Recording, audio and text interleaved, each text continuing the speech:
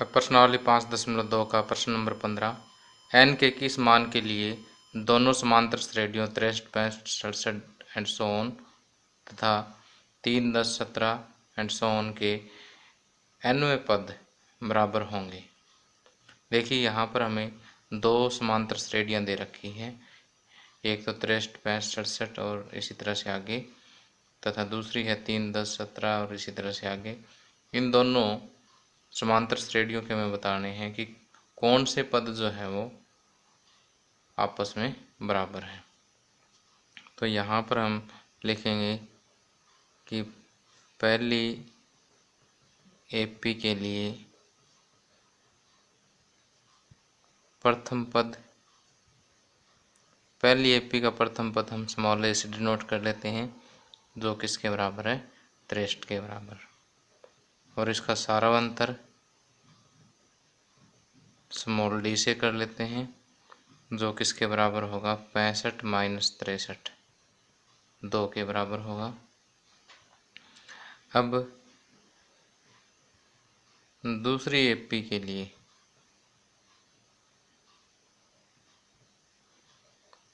प्रथम पद capital A मान लीजिए कितना है, 3, और सारावंतर कैपिटल डी मान लीजिए कितना है, 10 माइनस 3, 7 आ जाएगा।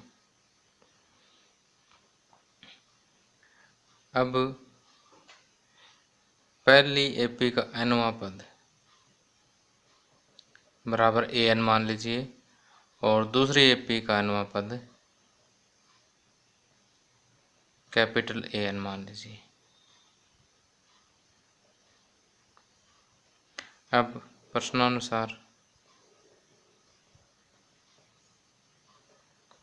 AN बराबर कैपिटल AN है, इसका मतलब इसका nवां पद A plus n minus 1 into D, और इसका nवां पद capital A plus n minus 1 into capital D. अब वैल्यूज पुट कर दीजिए, स्मॉल ए कितना है, 63 plus n minus 1, small D कितना है, 2 बराबर capital A 3 plus n minus 1, और कैपिटल डी कितना है, 7। तो यहाँ से 63 प्लस 2n माइनस 2 बराबर 3 प्लस 7n माइनस 7। तो अब देखिए कि यहाँ 63 माइनस 2 61 हो गया, और 61 प्लस 2n, यहाँ पर 3 माइनस 7 माइनस के 4, 7n माइनस 4। अब हम ऐसा करते हैं कि 2n राइट में ले आते हैं और 4 लेफ्ट में ले जाते हैं, तो ये 4 इधर जाके प्लस का हो जाएगा, तो 61 प्लस 4 65 बराबर 2n राइट में जाके माइनस हो जाएगा, तो 7n माइनस 2n 5n हो जाएगा। यहाँ से n बराबर 65/5, 5 से कम 5, 13 5 65, तो n बराबर 13 आ जाएगा। तो दोनों समांतर श्रेणियों का जो है 13वां पद आपस में बराबर होगा। अब 5.2 प्रश्नावली का 16वां क्वेश्चन। वह एपी ज्ञात कीजिए जिसका तीसरा पद 16 है और 7वां पद 5वें पद से 12 अधिक है। तो यहाँ पर माना प्रथम पद बराबर ए और सारावंतर बराबर डी। अब तीसरा पद 16 है, तो यहाँ पर दिया हुआ क्या है, दिया है तीसरा पद बराबर 16 तथा 7वां पद 5वें पद से 12 अधिक है। 7वां पद किसके बराबर है, 5वें पद से 12 अधिक है। तो यहाँ से हम दो समीकरण बना लेंगे। तो तीसरा पद 16 है, तो a प्लस 3 में से 1 गए 2, d बराबर 16। ये तो एक समीकरण आ गया। दूसरा यहाँ से सातवें पद, सातवें के लिए a प्लस 7 में से 1 गए 6d बराबर a5 लिखेंगे a प्लस 4d प्लस 12। अब देखिए इसमें a लेफ़्ट साइड में लेके आएंगे तो a में से माइनस हो जाएगा और ये 0 हो जाएगी। 6d, ये 4d भी लेफ़्ट में लेके आएंगे तो कितना बचेगा, 2d बचेगा। 2d बराबर 12 और यहाँ से d की वैल्यू आ गई 12/2, 2 एकम 2, 2 छक्के 12, तो d बराबर कितना आ गया, 6। अब d बराबर 6 समीकरण 1 में रख दें। d बराबर 6 समीकरण 1 में रखने पर, 1 में रखेंगे तो क्या होगा, a प्लस 2 गुणा d की जगह 6 रख दें बराबर 16। a प्लस 6 दूनी 12 बराबर 16, या a बराबर 16 माइनस 12 4। अब देखिए प्रथम पद 4 आ गया, सारावंतर 6 आ गया, इसलिए AP किसके बराबर होगी, AP का पहला पद जो है वह 4 है, दूसरा पद 4 प्लस 6 10, तीसरा पद 10 प्लस 6 16, चौथा पद 16 प्लस 6 22। तो इसलिए AP बराबर क्या होगा, 4 10 16 22 एंड सो ऑन।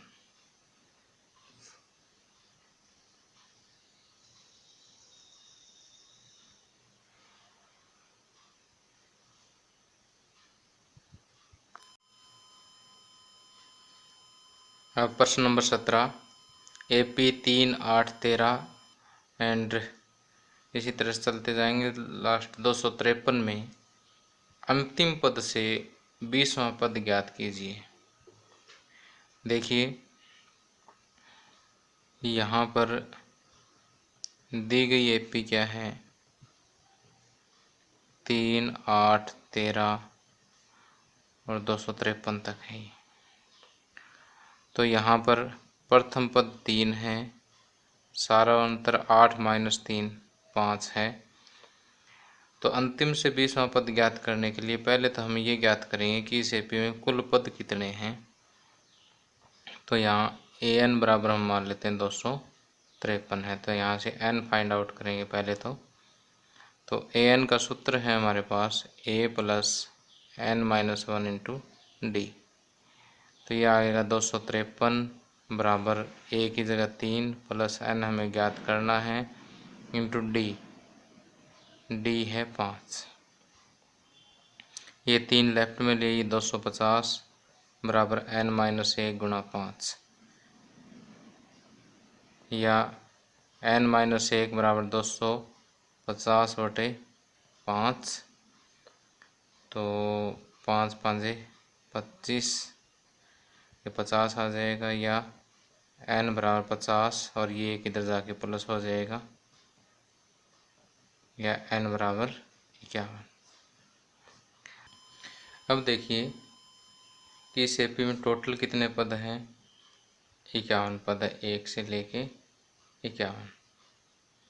अंतिम से 20वां पद ज्ञात करना है, तो अंतिम से ये पहला दूसरा तीसरा और यहाँ तक 20वां पद मान लिया गया, तो ये 20 हो गए और 20 के बाद इधर कितना बचेगा, 31 और बच जाएंगे। 20 प्लस 31 51, तो 31 तो यहाँ तक हो गए। और शुरू से अगर देखें तो ये वाला कौन सा पद होगा, 31 और ये 32वां पद होगा। एक बार फिर से देखिए, लास्ट से ये इस अंक का स्थान कितना आ गया, 20वां। 20 में के बाद जो बचे वो कितने बचे, 31। अब अगर शुरू से काउंट करने लगे तो 31 तो ये हो गए, और इसका नंबर कौन सा आएगा, 32वां। तो यहाँ पर हम लिखेंगे कि एपी के अंतिम पद से 20वां पद, एपी के अंतिम पद से 20वां पद बराबर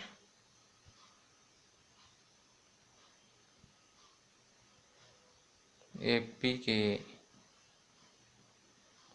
आरंभ से 51 माइनस 20 प्लस 1 वहाँ पद, अर्थात कि एपी के आरंभ से 32वां पद। अब 32वां पद कैसे ज्ञात करेंगे कि ए प्लस 32 माइनस 1 यानी 31D। ए आपको पता ही है कितना है, 3 प्लस 31, डी कितना है, 5। तो अब इनकी 31 को 5 से गुणा करेंगे 155, 3 प्लस 155 और ये आ गया 158। तो ए दी गई एपी के अंतिम से 20वां पद कितना होगा, 158।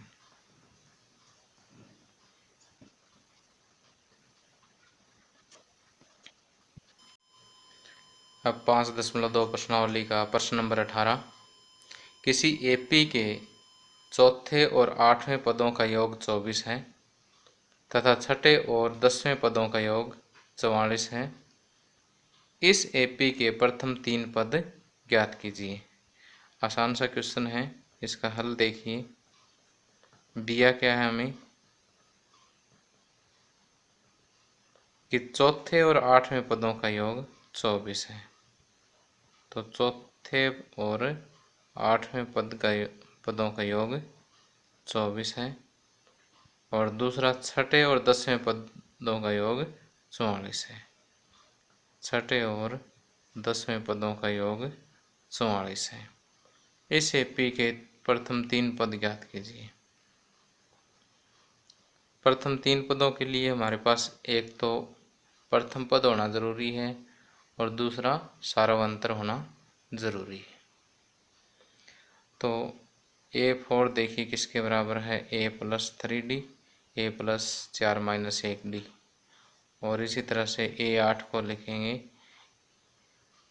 A प्लस 8 को लिख 8 माइनस 1 7D। और ये कुल मिला के किसके बराबर, 24 के बराबर। तो यहाँ से ये हो जाएगा A plus 1 2A plus 3 plus 7 10D बराबर 24। और यहाँ से 2 कॉमन आ जाएगा दोनों तरफ से, या समीकरण को दोनों तरफ 2 से डिवाइड कर दीजिए। A प्लस 5D बराबर 12। और इसे समीकरण 1 का नाम दे दें और इसको थोड़ा सा खुला लिख के इसको नीचे कर लेते हैं।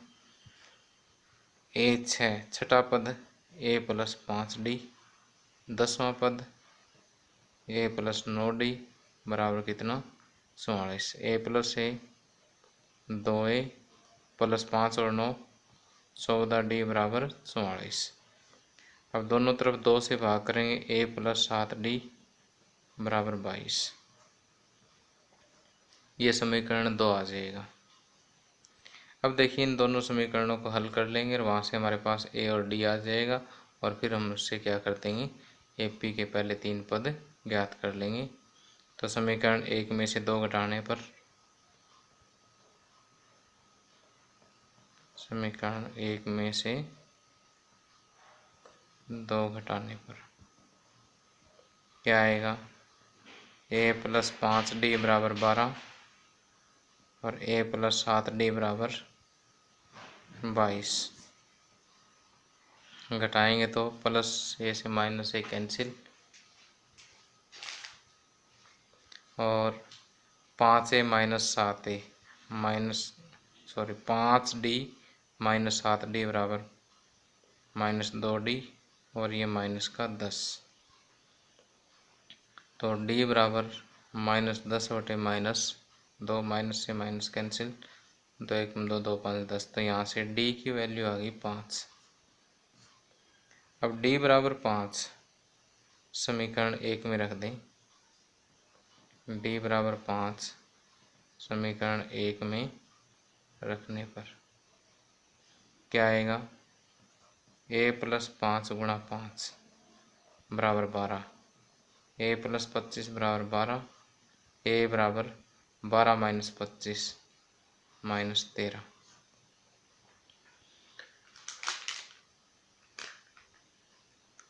तो यहाँ से इसलिए AP के प्रथम 3 पद A1 तो कितना हो जाएगा? -13, A2 -13 + 5 -8 और तीसरा पद क्या हो जाएगा? -8 + 5 -3। तो -13 -8 और -3 जो है AP के पहले 3 पद आ जाएंगे।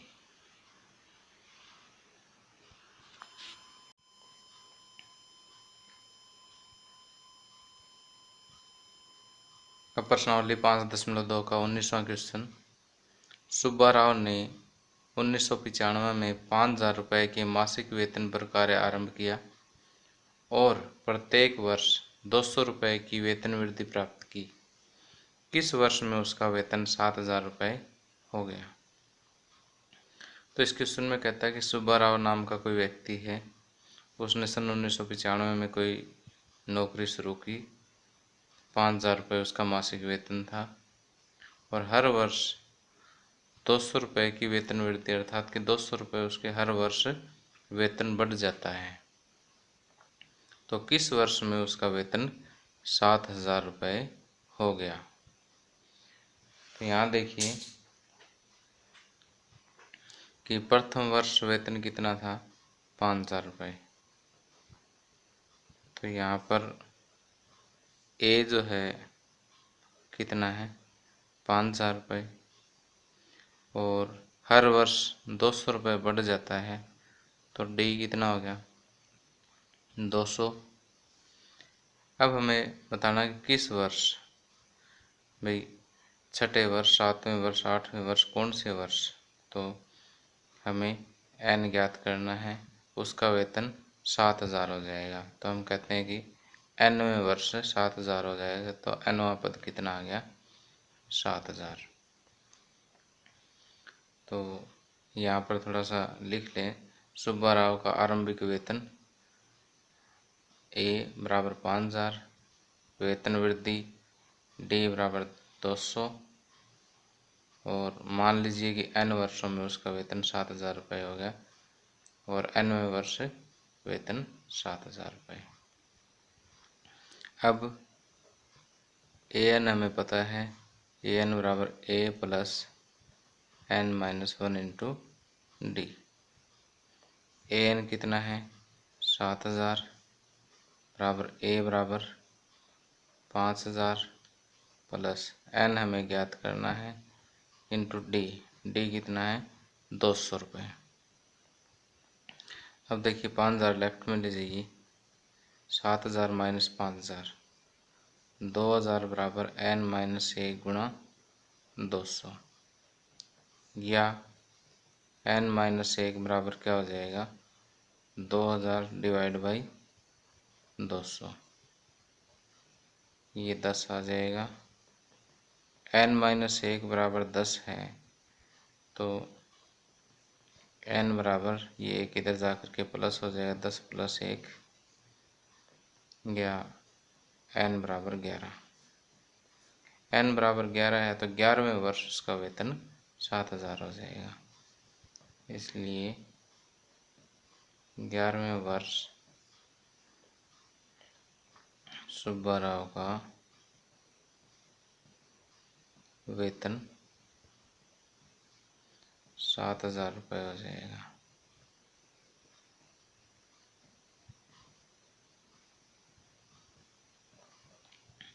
अगर ये पूछे किस सन में हो जाएगा तो वैसे तो समय यहाँ पर ख़त्म हो गया है।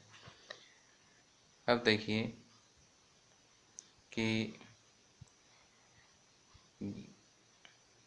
पहला वर्ष कौन सा है, 1995, और अगला वर्ष 1996, यानी हर साल एक प्लस होता जाएगा।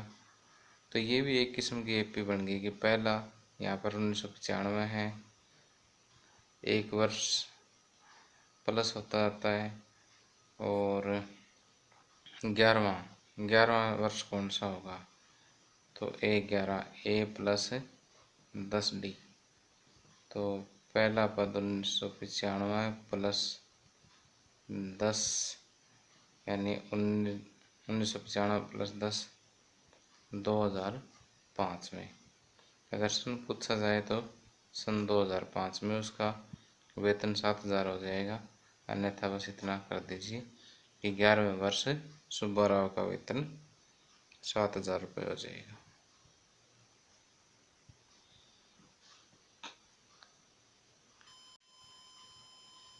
अब प्रश्नावली 5.2 का लास्ट क्वेश्चन है।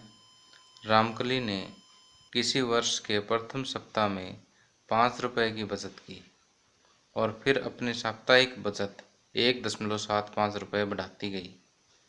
यदि nवें सप्ताह में उसकी साप्ताहिक बचत 20.75 रुपये हो जाती है तो n ज्ञात कीजिए। तो देखिए यहाँ पर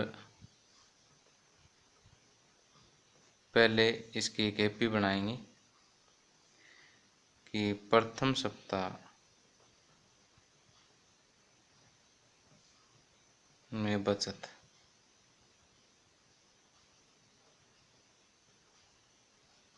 और इसे ए का नाम देंगे, कितना होगा 5 रुपये।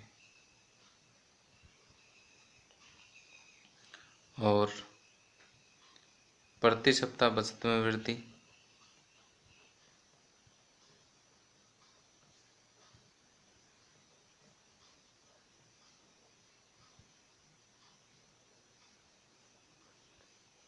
प्रति सप्ताह बचत में जो वृद्धि है वो डी हो जाएगा और कितना है 1.75 रुपये। अब यदि nवें सप्ताह में उसकी साप्ताहिक बचत और nवें सप्ताह में साप्ताहिक बचत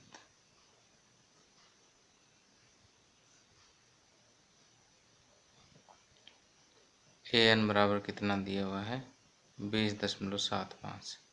तो n ज्ञात करना है। तो सिंपल सी बात है कि हमें पता है कि an बराबर a plus n minus 1 into D. an कितना 20.75 है बराबर a5 plus n minus 1 into D, D 1.75। अब ये 5 लेफ्ट में ले जाइए, 5 लेफ्ट में लेके जाएंगे तो 20.75 माइनस 5 ये आ जाएगा 15.75 बराबर